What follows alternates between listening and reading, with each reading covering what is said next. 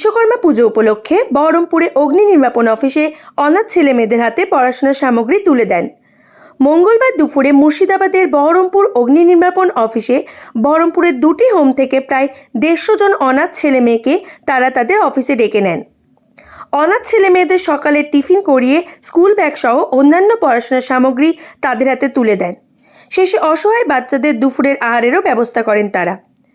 বহরমপুর অগ্নি নির্বাপন অফিসের officer in charge Monirul ইসলাম বলেন, গত 3 বছর ধরে বিশ্বকর্মা পুজো উপলক্ষে এই ধরনের উদ্যোগ তারা করে থাকেন।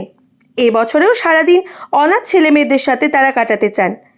পাশাপাশি সন্ধ্যায় সাংস্কৃতিক অনুষ্ঠানের সঙ্গে অসহায় গরিব দুস্থ মানুষদের বস্ত্র বিতরণেরও ব্যবস্থা করেন তারা।